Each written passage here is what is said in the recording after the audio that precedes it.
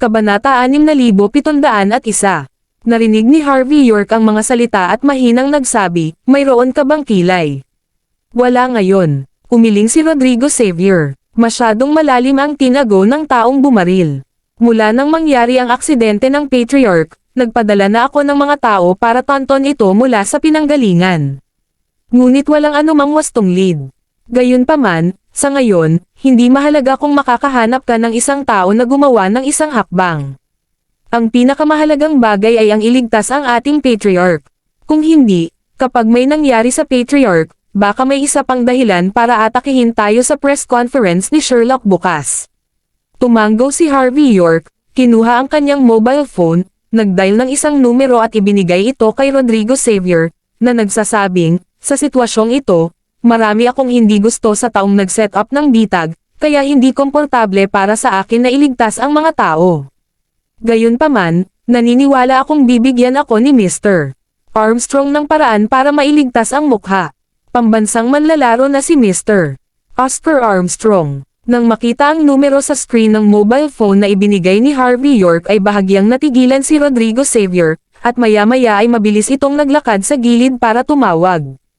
Matagal na niyang gustong makipag-ugnayan kay Oscar Armstrong, ngunit sa buong pamilya Xavier, si Darius Xavier lang ang may contact information ng kabilang partido, at ayaw ng pamilya Xavier na malaman ng mga tagalabas kung ano ang nangyari kay Darius Xavier, kaya nagpigil sila, at hindi nakipag-ugnayan kay Oscar Armstrong. Ngayong mayroon na silang numero ni Harvey York, sa wakas ay nakahinga na ng maluwag ang pamilya Xavier. Nang makita na ang pamilya ni Xavier ay nagsimulang mag-dial at nagsimulang ayusin ang paggamot ni Darius Xavier, si Harvey York ay tumigil sa pananatili sa eksena upang hindi mahirapan si Yvonne Xavier. Kung tutusin, para sa pamilya Xavier, ang kanyang pag-iral ay medyo nakakahiya. Hindi nagtagal, naglakad si Harvey York patungo sa lobby ng intensive care unit, handang humanap ng sulok para makapagpahinga. Gayunpaman, habang naglalakad siya sa sulok ng bulwagan at nakaupo, mula sa sulok ng mga mata ni Harvey York, nakita niya ang dalawang figure na nakasuot ng puting Amerikana na maingat na naglalakad. Sa orihinal, ang kanilang mga kasuotan ay hindi masyadong espesyal, ngunit ang ganitong uri ng sadyang pangangalaga ay tila lubhang nakasisilaw sa walang laman na bulwagan na ito. Hindi nagtagal, nakita ko ang isang lalaking maikli ang buhok sa kanilang dalawa, palihim na naglabas ng isang drone na kasing laki ng palad, at pagkatapos ay hinayaan itong lumipad ng tahimik, at nagsimulang maghanda para sa pagbaril. Sa oras na ito, naglalakad lang si Yvonne Xavier mula sa kailaliman ng koridor, at ang drone ay lumipad lampas sa kanya sa isang iglap. Walang kamalay-malay na lumingon sa likod, nanlamig ang mga mata ni Yvonne Xavier nang makita niya ang lugar kung saan tinutuluyan ang drone, at mabilis na nahulog ang kanyang tingin sa lalaking may hawak ng remote control handle sa bulwagan, at mahigpit na sinabi, "Sino ka? Ano ang ginagawa mo dito?" Nagulat ang lalaking nakatutok sa paggawa ng pelikula, nanginginig ang kanyang mga kamay, at ang drone ay tumama sa kisame at direktang sumabog. Sa sandaling ito, mabilis na nabawi ng lalaki ang kanyang kalmado, at sinabi sa isang malalim na boses, "Kami ay mula sa kagawaran ng kalusugan, at kami ay nagpunta dito upang gumawa ng isang hindi ipinaalam na pagbisita. Mga tao mula sa Department of Health." Bahagyang natigilan si Yvonne Xavier sa dahan-daang sinabi, "Ipakita mo sa akin ang mga dokumento." "Ano? Ikaw, isang ordinaryong tao, gusto mo ring tingnan ang mga ID ng mga kawani ng ating Department of Health?" Natawa naman ang babae sa gilid na nakasuot din ng puting coat sa mga sandaling ito. "Sa tingin mo ba hindi ka nagbibiro? Ito ay isang pribadong ospital. Hindi ito bukas sa publiko. Natural, hindi ito tumatanggap ng jurisdiction ng Department of Health. Kahit na gusto mong pumunta para sa isang inspection, kailangan mong makipag-ugnayan ng maaga." Dahan-daang ibinoka ni Yvonne Xavier ang kanyang bibig. "Kung gusto mong sabihin na narito ka para sa isang hindi ipinaalam na pagbisita, maaari mong sabihin sa iyong departamento, pangalan, at ipakita ang iyong ID. Kung gayon ay maaari kang pumunta. Kung hindi, may karapatan akong maghinala na mayroon kang ibang layunin sa pagpasok sa pribadong lupain." Kabanata 6702. Nang marinig ang pagtatanong ni Yvonne Xavier, agad na nagdilim ang ekspresyon ng dalawang lalaki at babae. "Sino ka? Anong karapatan mong tanungin kami?" Sabi mo private hospital ito, private hospital ba? Sabi mo kapag hindi ka tumanggap ng supervision dito, hindi ka tatanggap ng supervision. Sino ka sa tingin mo? Ikaw ba ang amo dito? Sa sandaling ito, ang babae ay sumigaw ng mayabang, at mayroong mataas na pagmamataas sa kanyang tono ng paghaharap. Tama, hindi ikaw ang amo dito, ano bang pinakikialaman mo dito? Tabi ka, kung hindi, hihilingin ko sa iyo na bayaran ako sa nasirang drone. Ang mga ekspresyon ng dalawang taong ito ay kinuha para sa ipinagkaloob, na para bang ang biglaang pagsulpot ni Ivan Xavier ay some-ire sa kanilang mabuting gawa. Walang pakialam na sinulyapan ni Harvey York ang dalawang taong ito. Bagamat kahabag-habag ang kanilang mga aksyon, sapat na ang kanilang on-the-spot na bilis at mayabang na tono ng boses upang ipakita na hindi sila ordinaryong tao. At least, pamilyar sila sa mga ganitong eksena. Sorry, ako pala ang executive director nitong Street Mary's Hospital. Bahagyang ngumiti si Ivan Xavier, saka itinuro ang cellphone ng lalaki. Tanggalin ang lahat ng mga bagay na kinunan mo lang gamit ang drone, at maaari kang mag-fuck off. Ano ang kinunan natin? Huwag kang maninira. Bago pa makapagsalita ang lalaki ay inagaw na ng babae ang kanyang cellphone at itinago sa kanyang handbag. Huwag mong sabihing wala tayong nakunan, kahit meron, nasa mobile phone natin, bagay sa atin. Bakit mo binigay? Gusto mo pa bang gawin natin ang sinasabi mo? Hindi ko alam ang sasabihin ko.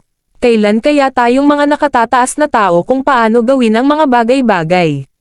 Nang marinig ang mga salitang ito, bahagyang lumiit ang mga mag-aaral ni Ivan Xavier. Nang makitang si Ivan Xavier ay tila tatawag ng security, sinulyapan ni Harvey York ang dalawa, pagkatapos ay kumuha ng tseke at sinulatan ito ng isang numero. Lahat ay isang matinong tao, kaya maaari silang magsalita ng mga simpleng salita. Ito ay isang pribadong ospital, at mayroon lamang isang pasyente sa buong ospital. Mahuhulaan ng lahat kung ano ang iyong ginagamit na mga drone para i-film ang intensive care unit. Nakakatwira na maaari ka naming arestuhin ng direkta, ipadala sila sa istasyon ng pulisya, at hayaan kang gugulin ang iyong oras sa bilangguan. Ngunit ako ay isang tao na sanay na maging mabait sa mga tao. Mayroong 100,000 metrong ginto sa Zayking ito, basta tanggalin mo ang nakikita mo at ipaliwanag kung sino ang humiling sa iyo na pumunta. Kung gayon ang tseke na ito ay sa iyo, paano? Ano? Bansa H mga tao, gusto mo bang bilhan tayo? Mayabang ang ekspresyon ng mukha ng babae sa mga sandaling iyon. Sinasabi ko sa iyo, galing tayo sa pinakasibilisadong bansa sa mundo.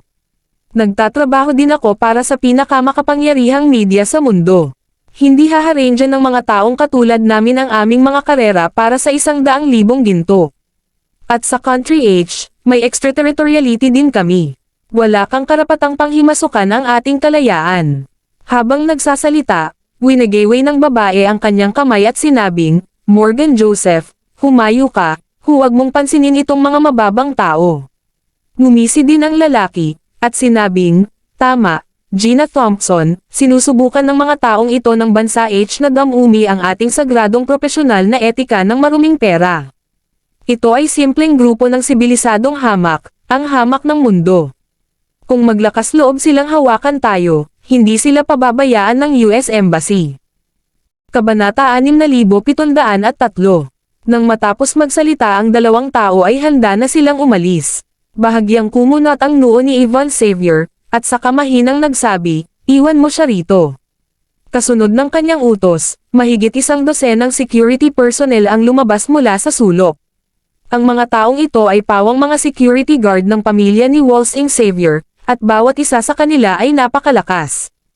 Hindi nila ito direktang ginawa, ngunit hinarangan ang lahat ng labasan. Nang makita ang eksenang ito, agad na nagalit si Gina Thompson, mga tao sa bansa H, ano ang ibig mong sabihin? Maglakas loob na harangin ang daan upang tayo ay malaya mula sa mga sibilisadong bansa. Alam mo ba ang kahihinatnan ng paggawa nito? Bahagyang ngumiti si Harvey York at sinabing, isang malayang tao sa isang sibilisadong bansa. Maaari mo ring sabihin sa akin kung saang sibilisadong bansa ka unang nagmula. Nakakuha na si Lola ng green card mula sa United States, kaya natural na galing siya sa United States. Mukhang proud si Gina Thompson. Ang Estados Unidos ay ang pinakasibilisadong bansa sa mundo. Kapag tayo ay naging mamamayan ng Estados Unidos, tayo ay likas na malayang tao. Sinasabi ko sa'yo, ako ay isang katutubong ng Estados Unidos, at hindi ako makokontrol ng batas ng hari ng inyong bansa H. Bilisan mo at lumabas ka. Umiling si Harvey York at mahinang nagsabi, wala akong pakialam kung taga-Estados Unidos ka o mula sa pangit na bansa. Wala akong pakialam kung may green card ka o black card. Gayunpaman, ito ay teritoryo ng bansa H, at ang aking teritoryo ay nasa akin. Naiintindihan mo. Pagkatapos sabihin ito, sinampal ni Harvey York ang kanyang mga daliri at sinabing, ibaba mo siya. Dahil sila ay mga Amerikano, sila ay haharapin ayon sa mga batas ng hari ng Estados Unidos. May karapatan ang Panginoon na patayin ang sino mang pumasok sa pribadong domain. Nang marinig ito, parehong nagbago ang mga ekspresyon ni Gina Thompson at Morgan Joseph. Malinaw na hindi nila inaasahan na si Harvey York ay bihasa sa pamamaraan ng Estados Unidos. Ang Estados Unidos ay isang bansa na nagtataguyod ng kabanalan ng pribadong pag-aari. Sa Estados Unidos, kung lumabag sila sa teritoryo ng ibang tao tulad nito, maaari nga silang patayin ng walang awa. Nang makitang papalapit ang ilang security personnel mula sa pamilya Xavier, agad na nagalit si Morgan Joseph, melee. The mere country H people, what qualifications do we have to use the king's law of our country to deal with our great Americans? Maaari mo lang kaming makitungo sa batas ng hari ng kaawa-awang bansa H. Great deport us. Ang tanong, may kakayahan ka ba? Pwede mo bang ipasa ang pas sa ating American Embassy? Bastard! Hindi mo man lang tinitingnan ang sarili mo, at pinag-uusapan mo ang batas ng Estados Unidos sa akin dito. Tayong dalawa ay reporter. Malaya pa nga tayong nakakalabas-masok sa battlefield. What's the use of coming to your broken hospital?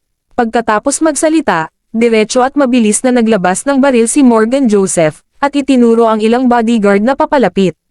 Nang makita ang eksenang ito, bahagyang nagbago ang mga mukha ng ilang bodyguard ng pamilya Xavier, halatang hindi nila inaasahan na may hawak na baril ang dalawang lalaking ito. Bagamat revolver lang ito na hindi gaanong makapangyarihan, ang problema ay tila baguhan ang 2 taong ito sa unang tingin, at magkakaroon sila ng malaking gulo kapag hindi sinasadyang magpaputok. Nang makitang natakot sa kanya ang mga bodyguard, tiningnan ni Morgan Joseph si Gina Thompson, ngunit handa siyang umalis ng matagumpay. Dahil sa eksenang ito, bahagyang napasimangot sina Harvey York at Yvonne Xavier, medyo nagulat na ang 2 batang reporter na ito ay talagang may hawak na baril.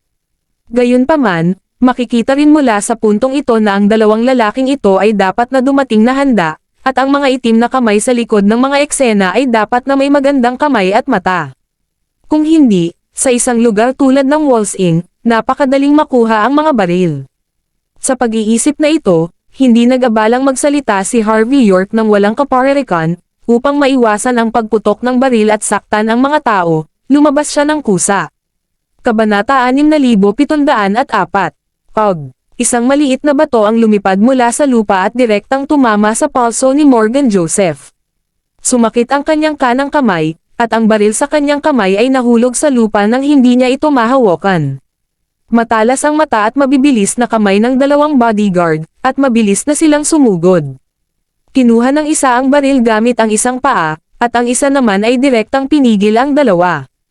Hindi nagtagal, dinala sina Morgan Joseph at Gina Thompson sa security room. Narecover din ang kanilang mga ID. Ang 2 ay talagang malalaking reporter mula sa Estados Unidos, mga taga-media. Nakakamangha, nakakamangha. Kinuha ni Yvonne Xavier ang isang dokumento na sakop ng Ingles, at tiningnan ito ng may labis na interes. Gayunpaman, hindi ko inaasahan na ang mataas na antas ng media mula sa Estados Unidos ay darating upang tiktikan ang pisikal na kalagayan ng isang matanda sa aming pamilya Xavier. Ang boring niyo naman. Oh, pinapante ka ba dito ni Sherlock? Nang marinig ito, parehong nagbago ang mga ekspresyon ni Gina Thompson at Morgan Joseph, ngunit malamig pa rin ang sinabi ni Gina Thompson, hindi ko alam kung ano ang sinasabi mo, kung ito ay Sherlock o Dunlop, wala itong kinalaman sa amin. Ang alam ko lang kung ipapakulong mo kaming mga malayang tulad nito, siguradong babayaran mo ang bagay na ito. I don't believe you still dare to kill us. Tama iyan. Morgan Joseph ay may malungkot na ekspresyon sa kanyang mukha sa sandaling ito. Sinasabi ko sa iyo, hanggat hindi tayo namamatay, hindi matatapos ang bagay na ito. Pagkaalis namin, ay demanda namin ang buong mundo para sa ginawa mo sa software ng Little Bluebird. Ipapaalam ko sa buong mundo kung ano ang tinatawag ng Country H's so-called 5,000 years of civilization. Pagkatapos magsalita, pareho silang mukhang matuwid, na para bang kahit anong oras ay matapang silang mamamatay. Bahagyang kumunot ang noo ni Ivan Xavier, halatang walang masyadong kinalaman ang dalawang pekeng dayuhang demonyong ito na akala nila ay nakatataas sila. Sa kabilang banda, ngumiti si Harvey York ng walang pag-aalinlangan, at mahinang nagsabi, kayong dalawa ay walang iba pang mga kasanayan, ngunit ang kakayahang mag-label ay medyo mahusay. Gayunpaman, nakalimutan mo ang isang bagay. Ibig sabihin, kung haharapin ka ayon sa batas ng Estados Unidos, lumabag ka sa pribadong teritoryo at pumatay ng walang awa. Kung haharapin ka ayon sa batas ng hari ng bansa H, papatayin ka ng walang awa kung iligal kang nagdadala ng mga baril. Sa dalawang krimen na ito, pagkatapos ka naming ipadala sa istasyon ng pulisya, hindi ka na makakalabas. O dapat sabihin, kung gusto ka naming patayin dito, hindi lang kami magiging inosente, kundi makakuha din kami ng magandang medalya ng mamamayan. Kaya, kung ako sa iyo, ngayon kailangan kong matutong tumahimik ng masunurin at umamin ng duwag ng masunurin. Naiintindihan. Natahimik sa isang iglap ang 2 taong nagsasalita ng matuwid. Palagi nilang iniisip na dala nila ang bandila ng sibilisasyon at ang signboard ng Estados Unidos, at magagawa nila ang anumang gusto nila. Ngunit ngayon ay hindi nila inaasahan na nakilala nila ang kanilang kaaway. O dapat sabihin na ang kanilang ginawa ay naglagay sa kanilang sarili sa isang desperado na sitwasyon. Pagkaraan ng mahabang panahon, nagngangalit si Morgan Joseph at sinabing, York, paano mo kami gustong paalisin? You know my surname is York. Parang hindi ko pa nasabi ang pangalan ko. Ngumiti si Harvey York. Nang marinig ito, agad na nagbago ang mga ekspresyon ni Morgan Joseph at Gina Thompson. Napakasimple lang ng hiling ko, para sa'yo pa rin ang tseke. Ngunit kailangan mong gawing malinaw ang mga bagay. Halimbawa, sino ang nagtanong sa iyo na pumunta? Anong kalokohan ang sinusubukan mong gawin? Kabanata 6705. Makalipas ang kalahating oras, nakaupo sina Harvey York at Ivan Xavier sa reception room ng ospital at umiinom ng mainit na tsaa. Matapos uminom ng tsaa si Ivan Xavier, bumantong hininga siya at sinabing, minamaliit ko si Sherlock. Bagamat ang iba ay nakasquat sa Sky Prison, hindi pa sila makakalabas. Pero nakaisip siya ng ganyang trick. Ginagamit ang sakit ng patriarch para kumbansihin akong nakikipagsabuatan sa mga taga-isla sa pagtatangka na kumita ng ari-arian ng pamilya Xavier. Kung ang bagay na ito ay talagang iniulat ng 2 lalaki na ito ngayon lamang, at ito ay ipinare sa mga larawan na kinuha nila, kung gayon hindi ko ito magagawang linisin kahit na tumalon ako sa Yellow River. Boss York, salamat. Nagpahayag ng damdamin si Ivan Xavier, kung wala si Harvey York ngayon, maaaring hindi magiging maayos ang mga pangyayari. Kung tutusin, ang mga taong tulad ni Gina Thompson at Morgan Joseph ay self-righteous, hanggat hindi nila mahahawakan ang kanilang pinakakinatatakutan, saka kahit sumigaw at pumatay, hindi nila mapipilit na lumabas sa kanilang bibig ang katotohanan. Mali ang focus mo, nag-isip si Harvey York. Hayaan man ni Sherlock na lumabas ang mga reporter mula sa US, o kung paano ka gustong patayin ng mga reporter mula sa US, mamaya na ang lahat. Ang pinakamahalaga sa bagay na ito ay, bakit alam ni Sherlock na si Patriarch Darius Xavier ay nakoma ngayon? Bahagyang kumunot ang noo ni Ivan Xavier at sinabing, ibig sabihin, hindi lang alam ni Sherlock ang tungkol sa pinsala ni Patriarch, kundi isa pa siya sa mga nagpaplano. Ngunit ang problema ay espesyal ang sitwasyon ngayon ni Sherlock. Logically speaking, hindi sila nakikita ng mga taong ito. Maging ang pag-uusap nila ng abogado ay nakuhanan ng video. Sa ganitong mga kalagayan, paano siya makakasali sa bagay na ito? Bahagyang sinabi ni Harvey York, hindi niya kailangang lumahok, hanggat ang isang taong may sapat na enerhiya ay nakikialam sa bagay na ito at nagpapahiwatig ng resulta. Ang kailangan lang niyang gawin ay tumango o umiling. And this person must have a close relationship with him. Even this time, this person invited him back to Walsing. Nag-isip sandali si Ivan Xavier at sinabing, kaunti lang ang mga taong may ganoong sigla sa Walsing. May kilay ka ba? Oo. Ngunit walang ebidensya, ang pagsasalita ay magugulo lamang ang iyong paghuhusga. Tumayo si Harvey York. Gayunpaman, ang pinakamahalagang bagay ngayon ay hindi matuntan ang utak sa likod ng insidenteng ito. Ito ay tungkol sa pagpayag na gumaling si Patriarch Xavier sa lalong madaling panahon. Tapos, next I guess, mahirap pa ring labanan ang pamilya Xavier mo. Pagkatapos magsalita, tumayo si Harvey York at tumalikod para umalis. May ilang bagay na kailangan niyang i-verify, at hindi magandang bagay na manatili rito. Para sa isang mahalagang bagay tulad ng paggamot, ipaubaya lang ito kay G. Oscar Armstrong. Bumalik sa looban, pagkatapos mag-order si Harvey York ng takeaway at kumain ng ilang kagat, binigyan niya si George Zabel ng ilang mga utos upang siyasatin ang ilang bagay. Kasama ang mga talaan ng tawag ni Sherlock sa nakalipas na 6 na buwan, ang mga pribadong account ni Gina Thompson, Morgan Joseph at iba pa, sa pamamagitan lamang ng pagsisimula sa mga pahiwatig na ito mas makakahanap tayo ng ilang mga pahiwatig na kailangan nating malaman. Gayunpaman, sa pagkakataong ito ay kinasasangkutan ng investigasyon ang bansang Estados Unidos, kaya nakatakdang walang resulta sa maikling panahon. Kinabukasan, nang magising si Harvey York at makikipag-ugnayan na sana kay Ivan Xavier, tumawag na ang kabilang partido. Boss York, may nangyari na naman kagabi. Si Morgan Joseph at Gina Thompson na kumuha ng tseke natin ay parehong patay. Ang pinakamahalagang bagay ay, sa paghusga mula sa mga bakas sa eksena, ang taong gumawa ng pagbaril ay tila ikaw. Kabanata 6706. Nang marinig ito, bahagyang nagbago ang mukha ni Harvey York. Matapos niyang tapusin ang kanyang pagtatanong kahapon, hiniling niya sa mga tao na palayain sina Morgan Joseph at Gina Thompson. Ang layunin ay napakasimple, iyon ay, upang gamitin ang 2 taong ito upang akitin ang ahas palabas ng butas. Kahit na ito ay maaaring hindi epektibo, ito ay mas mahusay kaysa sa wala sa maraming mga kaso.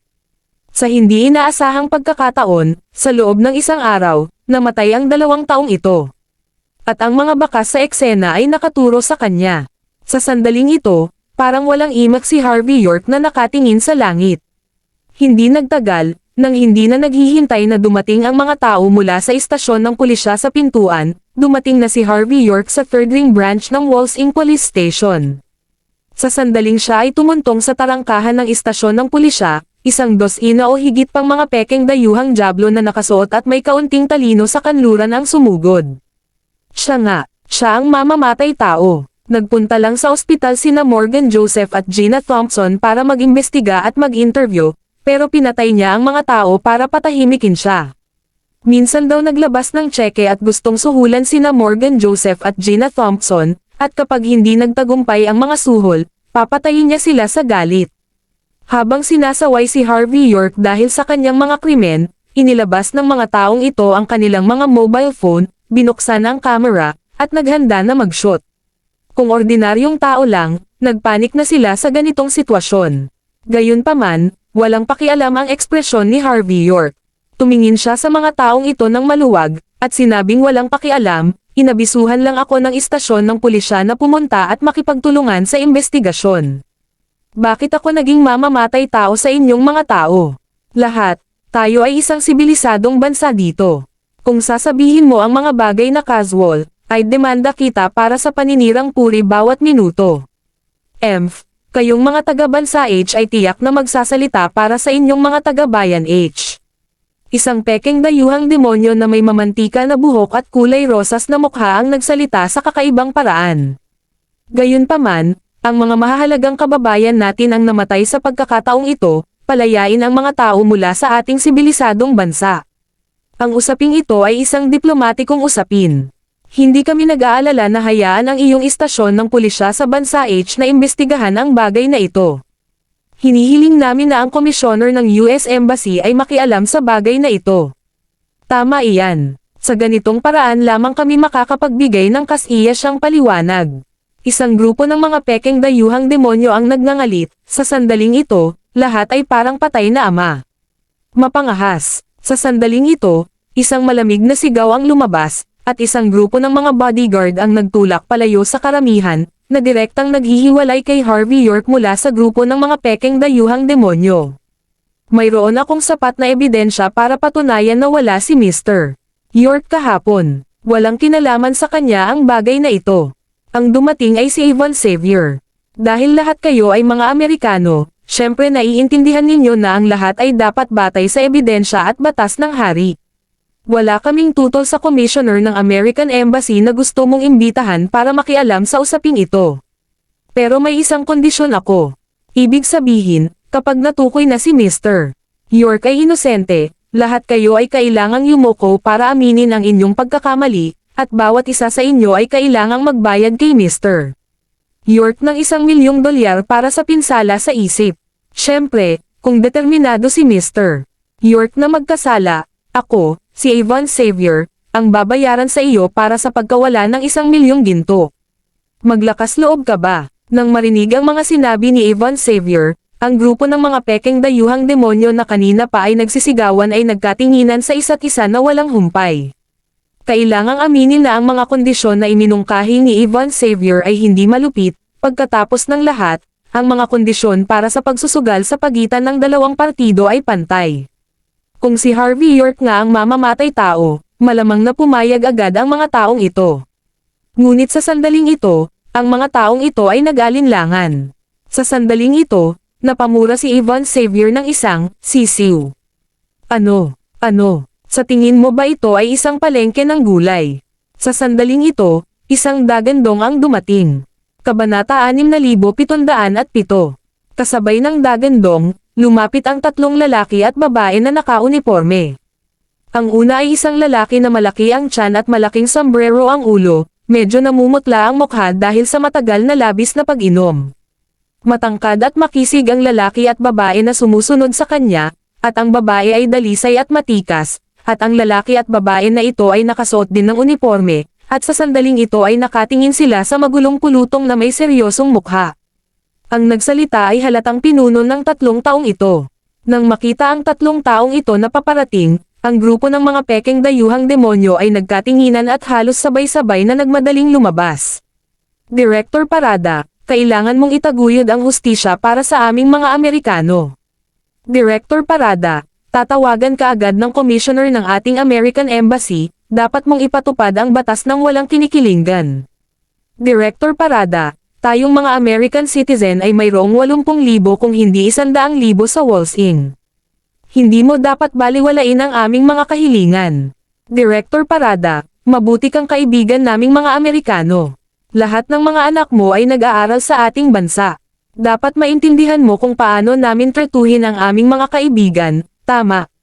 Nang magsalita itong mga pekeng dayuhang demonyo, may nagbanta, may nangakit, at may direktang nagsabi ng hindi nila masabi. Ang ibig sabihin ng mga taong ito sa loob at labas ay kung hindi susundin ni Director Parada ang kanilang kahilingan na itaguyod ang tinatawag na hustisya. Pagkatapos ay tiyak na hindi sila susuko. Nang makita ang nagngangalit na mga Amerikano sa kanyang harapan, naramdaman na lamang ni Direk Parada ang pananakit ng kanyang noo. Hindi nagtagal, nahulog ang kanyang mga mata kay Harvey York at Yvonne Xavier ayon sa pagkakasunod. Bilang sub-director ng 3rd Ring Police Station ng Walls Inc., itong Ramses Parada ay may maraming insight. Malinaw na ang pagkakaunawa niya sa lahat ng mga dignitaryo sa Walls Inc. noong siya ay maupo. Marami pang ang importanteng bata at matanda, mga anak, itong direktor na si Ramses Parada ay may mga litrato pa sa kanyang mobile phone. Ang layunin ng paggawa nito ay ang aksidenteng matapakan ang mga taong hindi dapat tinapakan, at alagaan ang mga bagay na hindi dapat gawin. Sa sandaling ito, mabilis niyang ikinumpara sina Harvey York at Yvonne Xavier sa mga pamilyar na mukha sa kanyang isipan. Dahil si Harvey York ay bago dito, at si Yvonne Xavier ay matagal nang wala sa Walls Inc., pagkatapos ng ilang paghahambing, nalaman ni Ramses Parada na ang mga batang mag-asawa sa kanyang harapan ay hindi ang mga malalaking pangalan sa itaas na mga bilog na pamilyar sa kanya. Bagamat hinuhusgahan mula sa kanilang pagmamayabang at ugali, tiyak na hindi sila ordinaryong tao. Ngunit ang problema ay mas maraming mayayamang tao sa Walls Inc., at ang mga mayayaman at makapangyarihan na pumupunta sa Walls Inc. mula sa iba't ibang panig ng mundo ay parang Crucian carp na tumatawid sa ilog. Sa mata ni Ramses Parada, hanggat hindi siya top figure sa Walsing Circle, kayang-kaya niyang saktan siya. O dapat sabihin na kung ikukumpara sa mahihirap na Amerikano, mas handa niyang saktan si Harvey York, na mukhang dayuhan. Sa pag-iisip nito, humakbang pasulong si Ramses Parada, na nakagawa na ng paunang paghatol. Inilagay niya ang kanyang mga kamay sa likod at sinenyasan ang mga Amerikano na tumahimik. Then he squinted at Harvey York and said, "Ikaw ba yung Harvey York?" Ang lalaking nag-iwan ng ilang fingerprint sa pinangyarihan ng pagpatay. "Ako si Harvey York." Mahinahong nagsalita si Harvey York. Ngunit hindi ko alam ang eksena ng pagpatay, o ang mga fingerprint.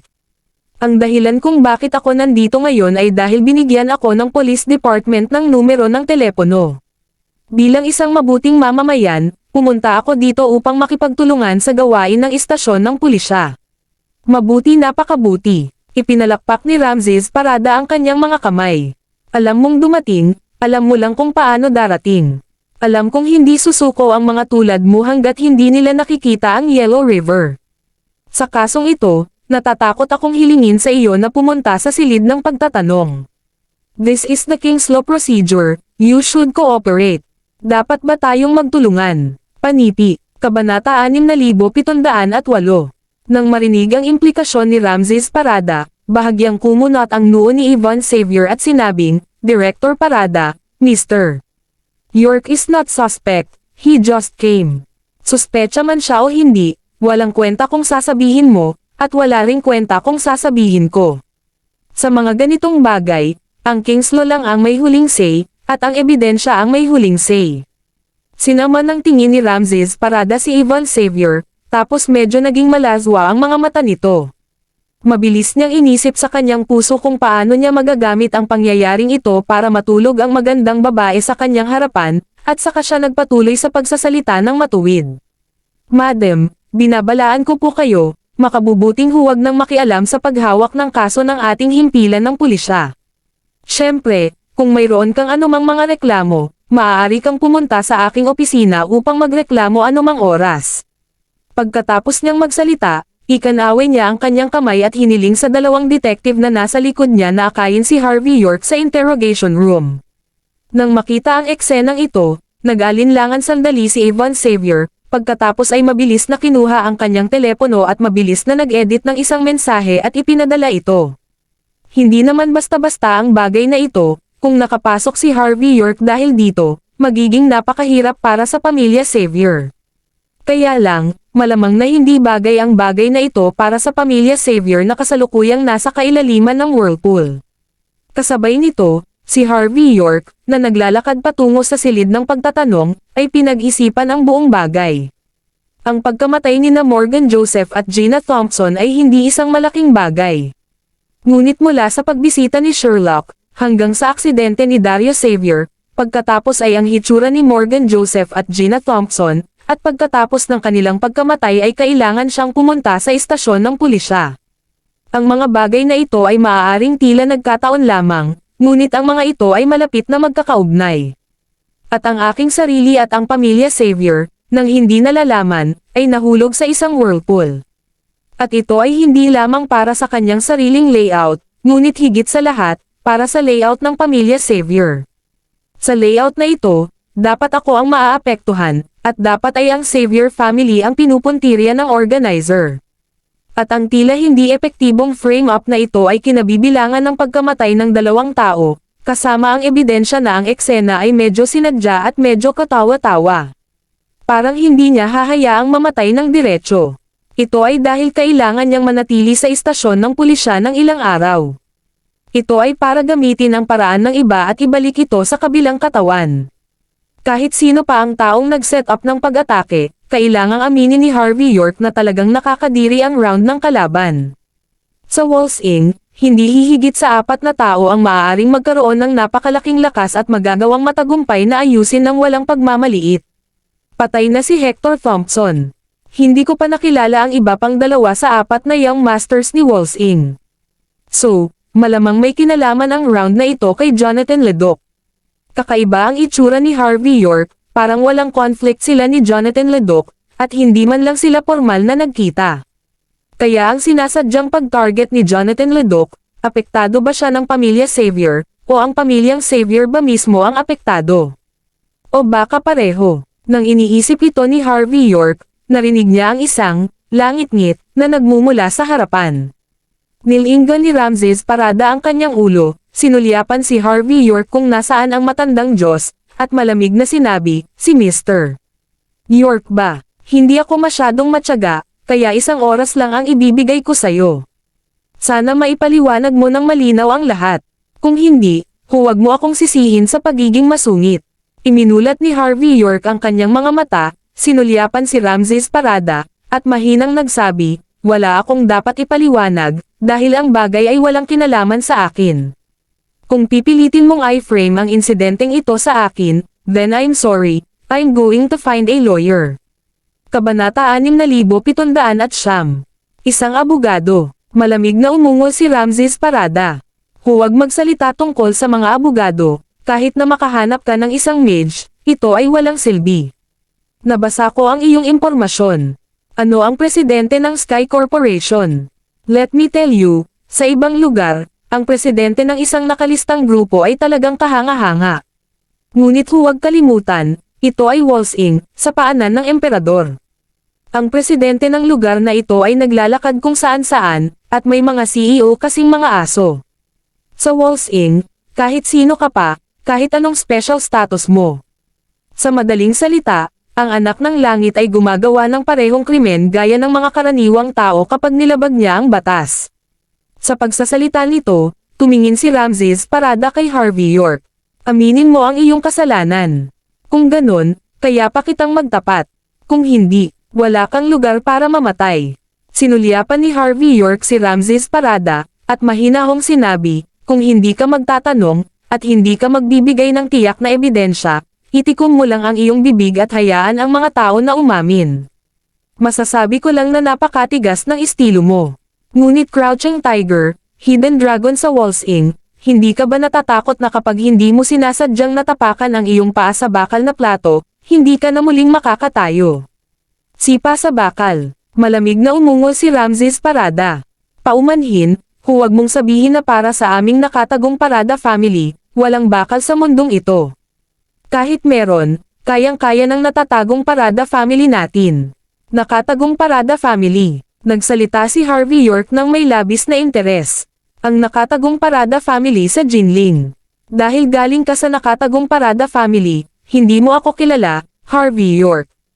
Tiningnan ni Ramses Parada ang hanggal na ekspresyon sa kanyang mukha, at sinabing, bakit kita kilala? Maraming tao ang tulad mo sa kalye araw-araw. Ayaw mong makipagrelasyon sa nakatagong Parada family natin, di ba? Sinasabi ko sa'yo, walang kwenta.